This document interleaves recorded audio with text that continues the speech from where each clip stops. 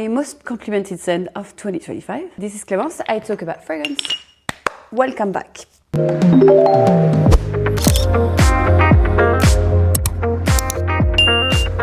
I'm gonna get rid of the first one because I feel I'm talking too much about this fragrance.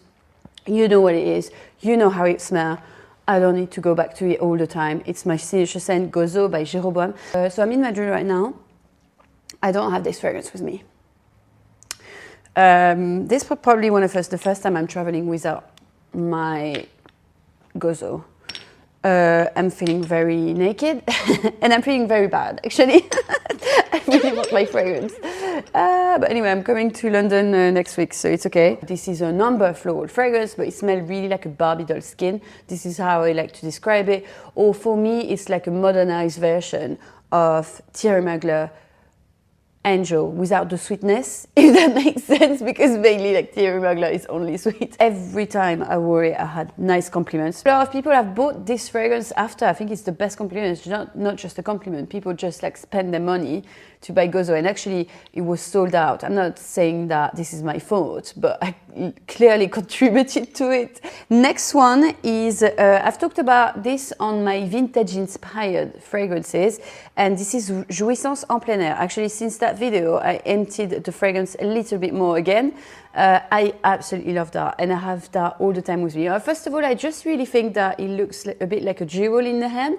Like it looks a bit like, you know, like a Marie Antoinette little thing. You know, it's just so cute, and it's so small as well. I just really find this pretty. Like for example, in a vanity table, like dressing table, white florals and citrus.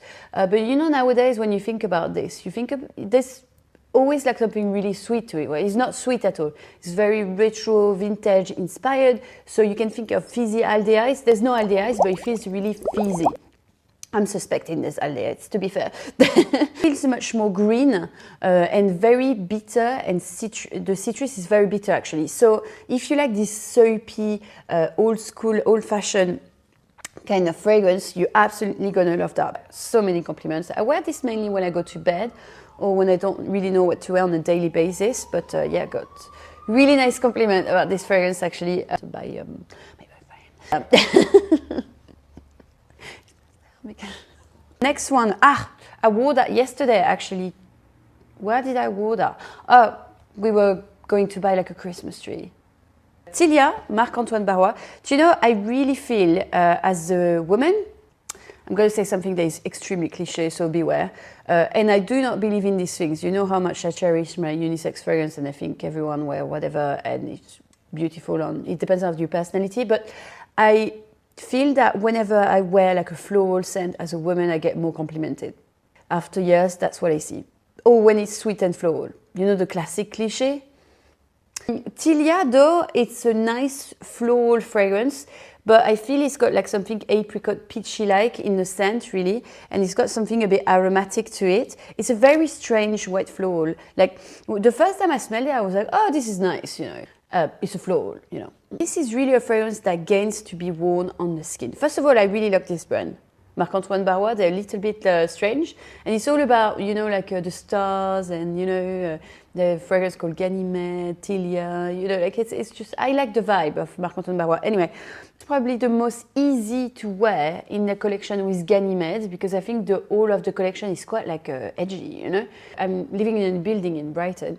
I went down the stairs, and there was like a guy that just, that's my neighbor basically. He lived like kind of in the same building, and then kind of like, it's a strange setting, but anyway, so he goes down the stairs, and I can see him, and I'm looking at him like down the stairs like this, and he's like, who is smelling like this? And then he's asking to someone that is upper to me because he didn't see me, and he's like, and they're like, it's the French girl, and I'm like, and then I went right after that to the post office, and then the post office girl was like, oh my god, you smell amazing, what is this? Wow! Next one is from my favorite niche fragrance brand, so no surprise here. I'm not going to tell you too much about it because I think I've talked a lot about it. It's l'Orchestre Parfum Bouquet Encore Latte, mixing music and fragrances. And you know, like every time they create a new fragrance, they are basically working alongside artists as well that create a music that is associated to the work of the perfumer. Bouquet Encore Latte has been done by Pierre Guéros, perfumer that I really like personally. It's a reinterpretation of Bouquet Encore, which is the bestseller, I think. It's like a white floral again, but with more electrifying note with black pepper. It's so stunning. It's more creamy, for example, than Tilia, and more spicy. Bouquet Encore is like you going party, like it's very vibrant, electrifying techno music, and suddenly like you go to bed, you still have the music on, and you fall in this bed that is like so white, so comfy, so pure, and it's very comfy, and you have this lactonic note that is there. So really, like Bouquet Encore Latte is like the floral note, lots of lactonic note, almondish lactonic note. It's so cozy, so comfortable. But for example, like Blanche Bête, nothing against this, but I think it lacks of balance to me. It's just like lactonic, whereas here, like there's a beautiful blend between the floral, the lactonic note, and I really love that. I love this brand, to be fair. I'm not objective, but yeah, I wore that quite often. Got really nice compliments so far, so I'm really happy. There was like a guy in there, and he said that the evolution on the skin of the fragrance is absolutely insane. So, and I agree. It moves. It's not linear. Anyway, next one is BDK 314. Are you going to say it like this? Saint-Honoré. I've got that in my collection since 1 or 2 years now. I love this fragrance. I think this is the fragrance that I wear all the time to go to Paris, because I feel it gives me like a casual, musky, clean scent with a little bit of spicy, pepperish note. This is the most effortless kind of fragrance I wear. It's clean, but it's really effortless. And every time I go to Paris, I see like some of my Parisian friends, and they compliment me all the time. And it's really rare, actually, when French people compliment me, when you think about it. It's more like English people that are really easy on the compliment, but not in my country. Recent acquisition, probably this summer, but that is, actually, I'm wearing that on my hand. I absolutely love that. This is Goldfield & Banks, and it's called Ingenious Ginger. I never know how to pronounce this. This is a fucking nightmare. Why call it Ingenious Ginger? You know, it's really hard to say. Anyway, like carefree ginger kind of fragrance. And just to let you know, I've got some sources, but I won't tell you from who. I know that Billie Eilish wear that fragrance. Just so you know. Anyway, spicy, energizing, you know, it's got this ginger tone that gives this bitterness, you know, to the fragrance. It's super fresh.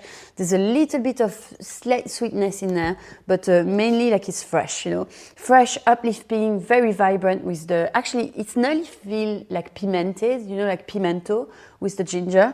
I really, really love that. I think it's so great. And the citrus is like a bit like zesty punch of adrenaline that you get from a ginger shot. It put me in a very happy mood. I love to wear it, like obviously during summertime it's really nice, fresh, you know, like give you a happy shot, some vitamin D or C or whatever, like with the sunshine. But I feel like when it's a bit gloomy as well, to have like a bit of a ginger shot like this, literally in your fragrance is so great. So next one is La Perla Possibilities.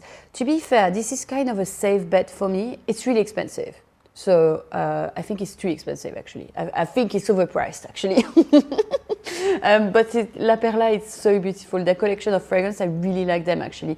Possibilities is my favorite with Invisible Touch. If you want a modern aldehydic fragrance, Invisible Touch is so great. With La Perla Possibilities. And I have to say, every time I wear it, I'm getting complimented.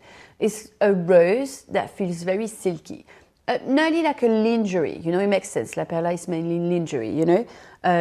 So it really feels like sensual, a little bit very feminine, you know, like when I wear that fragrance, it nearly feels like a, you know, like a piece of red velvet dress. Syrupy, but in a very delicate way. So I wear that usually on dinner dates, or, you know, if I want a fragrance for the evening, and I don't know what to wear and I want like a safe bet, I go for La Perla Possibilities. So it's not one of my favorite fragrances ever, but by experience. And again, you see, like I get like complimented more easily with like florals like this. Next one is Esplendor Granado. Alors, I had like quite a few compliments with that one, but a strange one as well, I have to say. Vanilla fragrance, and that's it really. It's a very silky, velvety, smooth, creamy vanilla, but I feel it's one of the only straightforward vanilla that I can wear quite often because it really feels not too sweet. It's not this kind of vanillin that is sickling and sweet. Not really like smelling the same, but have the same mellow feeling, but without being too much. I think of Gentle Fluidity Gold by Maison Francis Kurkdjian. So if you like that fragrance, you're gonna love Esplendor, I guarantee you.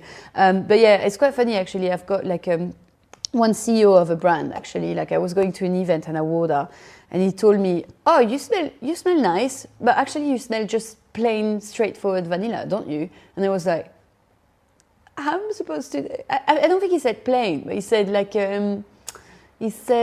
straightforward like vanilla, like you just smell like vanilla, basically. I don't know if that was a compliment for that one, but appreciate.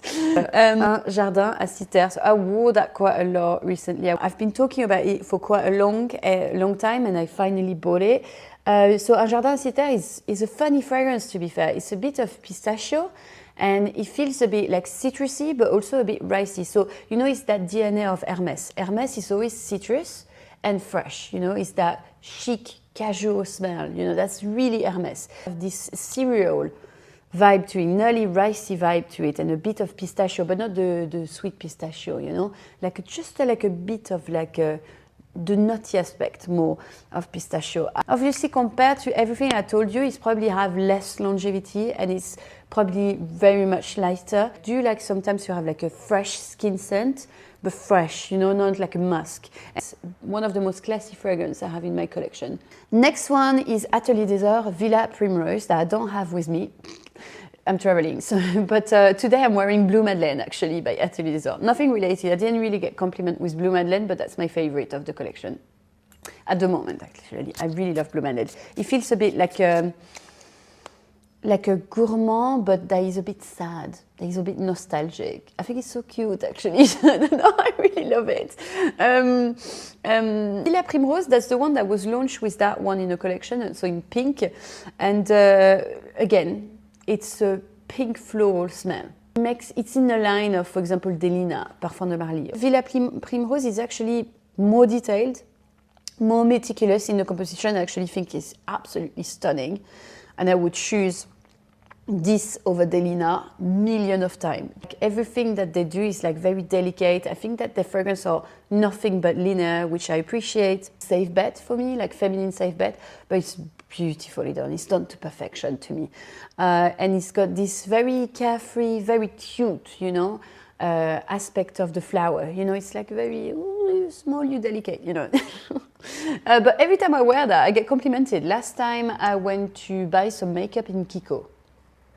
And the girl told me I smell so amazing, and she wanted the name, and she noted the name on her phone.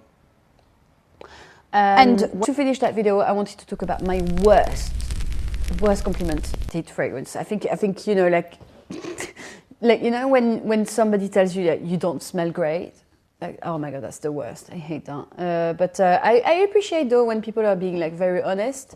But it's breaking my heart. But thank you very much. I think I have PTSD. I was going on a press trip with Nisaba this summer. I still need to release that vlog, I'm really sorry. There was like few influencers. To give you a bit of context, we spent the whole day and the next day together as well. So it's quite a long time together. And there was few influencers, and usually like there was a few from the UK. This time there was like a lot of French, so I was like, oh, you know, like I don't see them often, so I spent quite a lot of time with them. But you know, like when you deal with French people, they can be a little bit like straightforward, that's for sure. If they don't like you, they will say it. No, we get along, no problem. But yeah, like I wore Haute Cadenza from Crivelli. I never got bashed like this my whole life, during hours. I was wearing that fragrance, my bad also, I oversprayed it, you know, like it's like a woodsy, creamy, cinnamon-like kind of smell. I used to love it. I used to wear it a lot. I am incapable to wear that fragrance anymore. I cannot even touch it, I cannot look at it. Usually I don't care what people say, but I felt that I was annoying people. People were having lunch, and I remember TJ being like, I can smell you from there. I felt so ashamed. And then like people were like, who's smelling like that? Who's smelling like cheap crap, you know? I swear, that's what they say. I was just like, that's the first time I ever get that by a fragrance. That's the first time. And it's really weird because I got some compliment after Oud Cadenza. Like people complimented me like in England, but in France, oh my God.